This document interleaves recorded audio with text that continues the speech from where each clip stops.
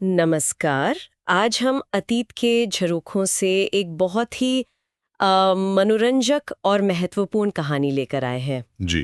हमारे पास जो स्रोत है, उदयन की जन्म कथा और नाग का उपहार, हम्म, इसके आधार पर हम राजा उदयन के जीवन के जो शुरुआती दौर की घटनाएं हैं, उन पर एक कह सकते हैं गहरी नजर डालेंगे। बिल्कुल। और ये कहानी सिर्फ एक राजकुमार के जन्म की कहानी नहीं है, जैसा आपने कहा। इसमें निर्वासन है, नियति की गूंज है, मानवीय करुणा का प्रभाव है और कुछ चमत्कारी अलौकिक तत्व भी शामिल हैं। हाँ। हम कोशिश करेंगे कि इस स्रोत के जो उपलब्ध अंश हैं, उनके जरिए इस पूरी कथा यात्रा को समझें। हाँ, और ये स्रोत मुझे लगता है महज एक कहानी नहीं सुनाता, इसमें भावनाओं का बड़ा उतार चढ़ाव है, अचानक से प्रकट होने वाले वो दैवीय संकेत हैं और ऐसे मोड़ हैं जो हमें सोचने पर मजबूर करते हैं। तो चलिए इस प्राचीन कथा के धागों को खोलते हैं। निश्चित रूप से देखिए, ये कथा प्राचीन भारतीय साहित्य की उस शैली का एक अच्छा उदाहरण है जहां भाग्य, व्यक्ति का चरित्र और अलौकिक शक्तियां ये सब मिलकर एक जटिल और काफी आकर्षक कथानक बनाते हैं। अच्छा। कहानी का आरंभ होता है रानी मृगावती के साथ। हाँ। वो अपने पति राजा सहस्रानिक से किसी वजह से अलग हो गई हैं हाँ। और एक तपोवन में मतलब निर्वासित जीवन जी रही हैं। हाँ, स्रोत इस पर ज्यादा विस्तार से नहीं बताता कि कारण क्या था, है ना? नहीं, कारण पर विस्तार नहीं है, लेकिन वो जो तपोवन का वातावरण है, वो कहानी के अगले हिस्से के लिए एक महत्वपूर्ण पृष्ठभूमि जरूर तैयार करता है। मैं सोच रही थी ये तपोवन वाला जीवन एक रानी के लिए कितना कितना अलग रहा होगा, महलों के ऐश्वर्य से एकदम दूर, ऋषियों के बीच। बिल्कुल। और यहीं इसी शांत लेकिन शायद थोड़े उदास माहौल में कहानी का जो मुख्य पात्र है उसका जन्म होता है। हाँ, स्रोत यही बताता है कि कुछ समय बाद रानी मृगावती एक पुत्र को जन्म देती हैं।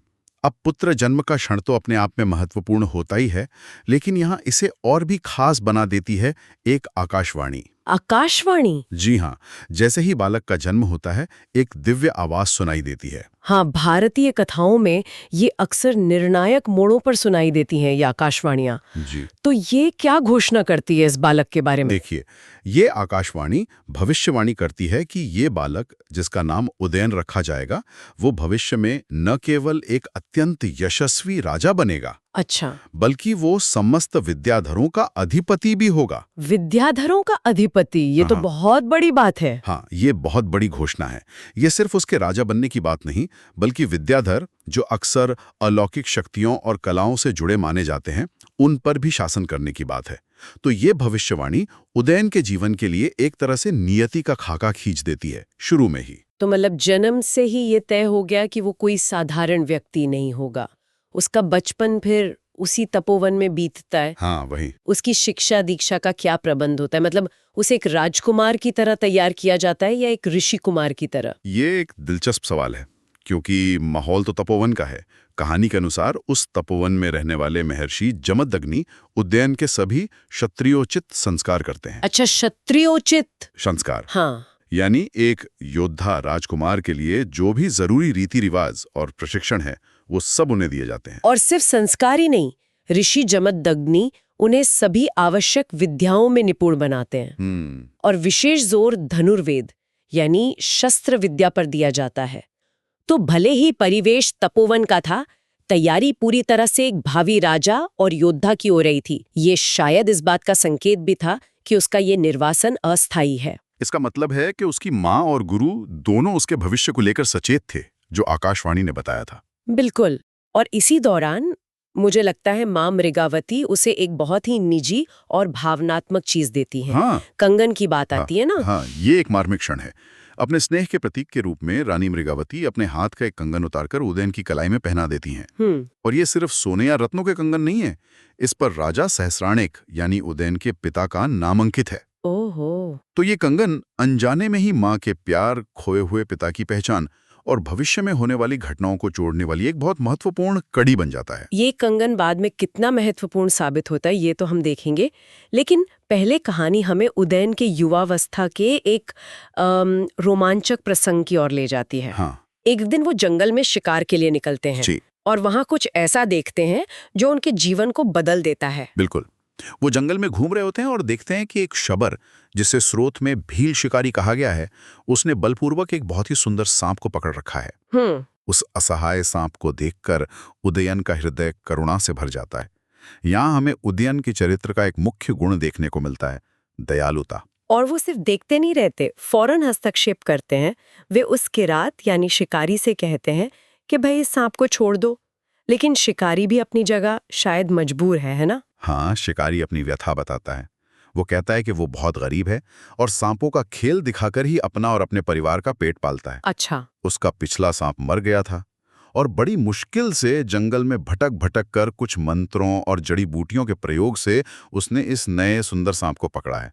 तो ये उसकी आजीविका का सवाल है। हाँ, ये बात तो है। ये संवाद सिर्फ कहानी को आगे नहीं बढ़ाता, बल्कि उस समय की सामाजिक सच्चाई की एक झलक भी देता है, जहां एक व्यक्ति के मनोरंजन या करुणा का टकराव दूसरे की रोटी रोजी से हो सकता है। उदयन उस शिकारी की मजबूरी को समझते हैं। वे उसे डांटते या धमकाते नहीं हैं। यहाँ उनका चरित्र और निखर कर आता है। वे क्या करते हैं फिर? स्रोत उन्हें त्यागी उदयन कहता है और वे इस नाम को सार्थक करते हैं। वे अपनी माँ का दिया हुआ वही बेशकीमती कंगन, वही कंगन, हाँ, जिस पर उनके पिता का नाम है, उस शिकारी को दे देते हैं उस सांप की आजादी की कीमत के तौर पर। वाह! शिकारी खुशी खुशी वो कंगन लेकर चला जाता है और सांप आजाद हो जाता है। ये महज एक दया का कार्य नहीं है, ये उदयन की प्राथमिकता को दर्शाता है। एक जीवन का मूल्य उनके लिए व्यक्तिगत भावनात्मक रूप से कीमती वस्तु से भी बढ़कर है। ये एक भावी राजा के लिए बहुत बड़ा गुण है। क्या ये भी संभव है कि ऋषि जमदग्नि की शिक्षा का प्रभाव था कि उदयन ने उस शिकारी की मजबूरी को भी समझा, सिर्फ आदेश देने के बजाय कंगन देकर समाधान निकाला। एक तरह से उन्होंने स्थिति को संभाला, बल प्रयोग नहीं किया। ये एक बहुत अच्छी बात आपने कही। निश्चित रूप से तपोवन की शिक्षा और ऋषि के मार्गदर्शन का प्रभाव उनके निर्णयों में झलकता है। उन्होंने स्थिति को समझा, सहानुभूति दिखाई और एक व्यावहारिक हल निकाला, जिससे दोनों पक्ष संतुष्ट हुए। शिकारी को कीमत मिली, सांप को जीवन। सही। अब यहाँ से कहानी में अलौकिक मोड़ आता है।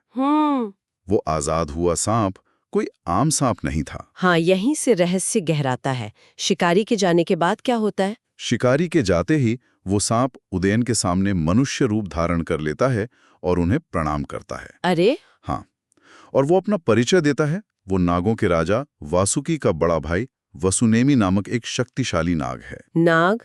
जी, किसी श्राप या कारणवश वो सांप के रूप में था और शिकारी के जाल में फंस गया था। उदयन ने अनजाने में ही एक बहुत महत्वपूर्ण नाग की जान बचाई थी। एक नाग।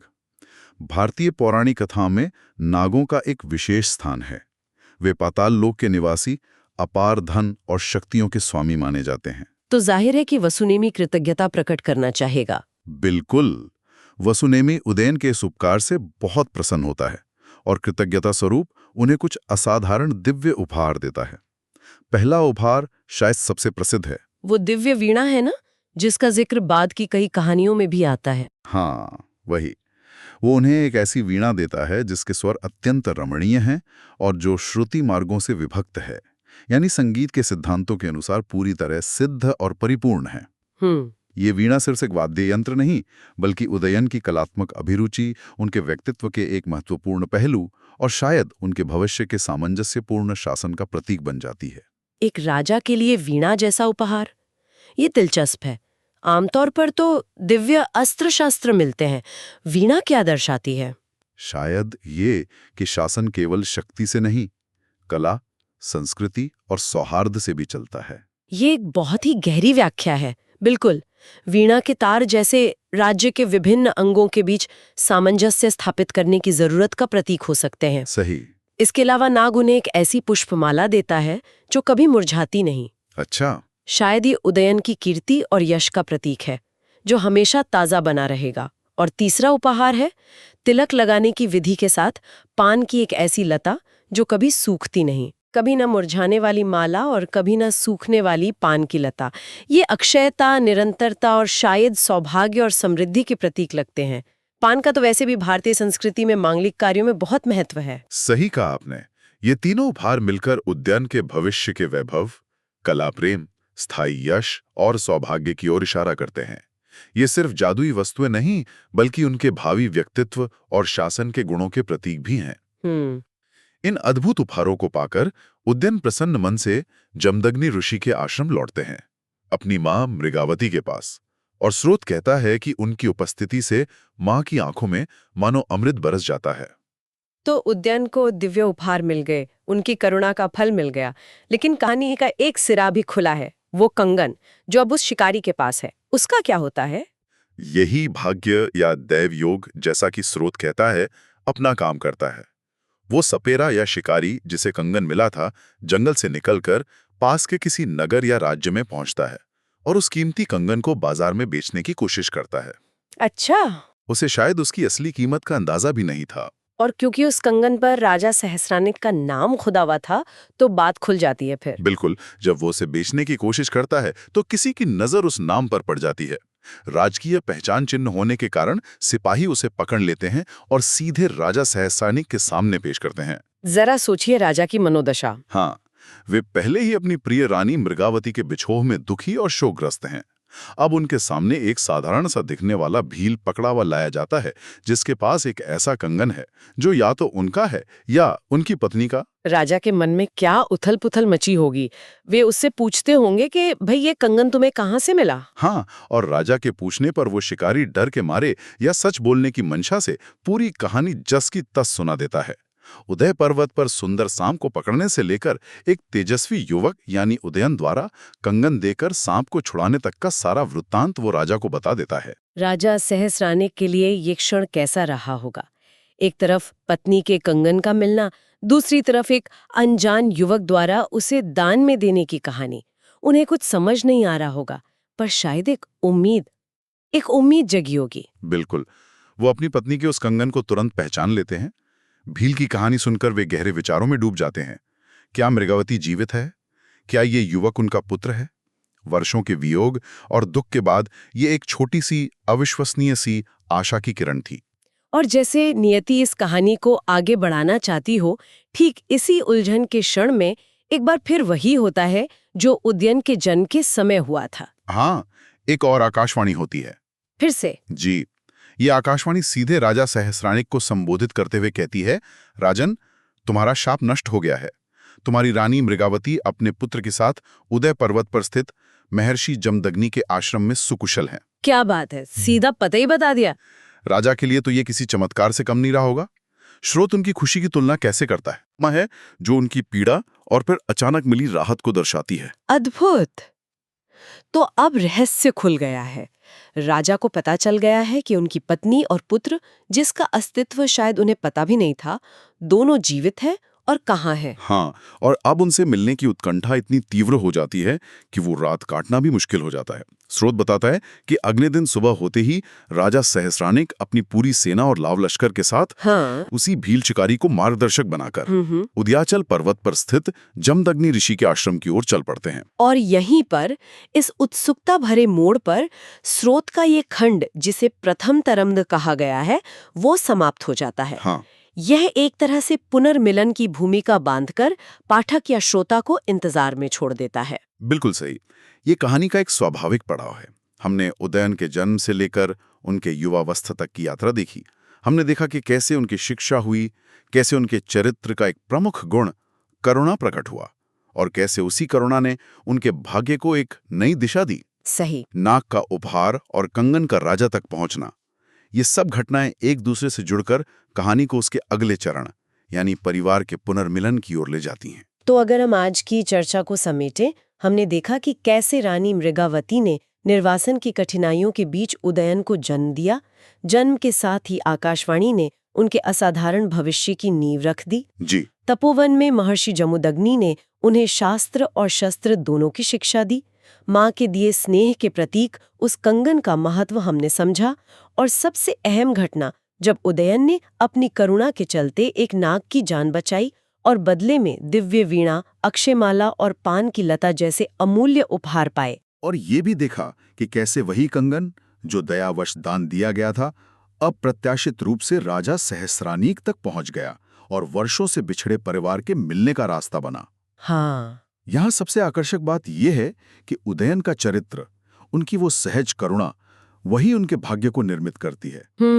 अगर वे उस दिन सांप पर दया ना दिखाते तो न उन्हें दिव्य उपहार मिलते, न ही कंगन उस शिकारी के पास जाता और न राजा को उनके जीवित होने का समाचार मिलता। ये बात सोचने जैसी है कि क्या भाग्य पहले से लिखा था या उदयन के कर्मों ने भाग्य को उस दिशा में मोड़ा। आकाशवाणी ने तो भविष्यवाणी कर दी थी, पर उस तक पहुंचने का रास्ता तो उदयन के कृत्य ने ही बनाया ना। हाँ, ये नियति और कर्म के बीच का वो चिरंतन प्रश्न है जो भारतीय दर्शन और कथाओं में बार बार आता है। शायद दोनों का मेल ही जीवन की दिशा तय करता है। शायद। और नाग की दिए उपहारों को भी सिर्फ जादुई चीजों की तरह नहीं देखना चाहिए। जैसे आपने पहले कहा था, वीणा कला और सौहार्द का, माला यश और स्थायित्व का, और पान की लता मंगल और समृद्धि का प्रतीक हैं। ये सब गुण एक आदर्श राजा में अपेक्षित होते हैं। बिल्कुल। कंगन का मिलना कहानी में नाटकीयता लाता है और भाग्य के चक्र को पूरा करता है जो उस पहली आकाशवाणी से शुरू हुआ था। वाकई एक छोटे से दया के काम ने कितनी बड़ी घटनाओं की श्रृंखला शुरू कर दी। यह हमें सिखाता है कि हमारे कर्मों का प्रभाव कितना गहरा और अप्रत्याशित हो सकता है। हाँ, और ये प्राचीन कथाओं की खूबी है। वे मनोरंजन के साथ साथ जीवन के गहरे सत्यों जैसे कर्म का सिद्धांत, चरित्र का महत्व और नियति की भूमिका को भी बड़ी सहजता से प्रस्तुत करती हैं। उदयन की कहानी हमें दिखाती है कि सच्ची शक्ति केवल शस्त्रों में नहीं, बल्कि करुणा, त्याग और कलात्मक संवेदना में भी निहित हो सकती है। तो यहाँ हम अपने श्रोताओं के लिए एक विचार छोड़ जाते हैं। ये कहानी नेतृत्व, करुणा और भाग्य के जटिल रिश्ते के बारे में हमें क्या सोचने पर विवश करती है। एक भावी राजा के लिए वीणा जैसे कलात्मक उपहार का प्रतीकात्मक महत्व क्या हो सकता है? क्या ये सिर्फ एक व्यक्तिगत गुण है या सफल शासन के लिए भी आवश्यक है? इन सवालों पर मनन किया जा सकता है।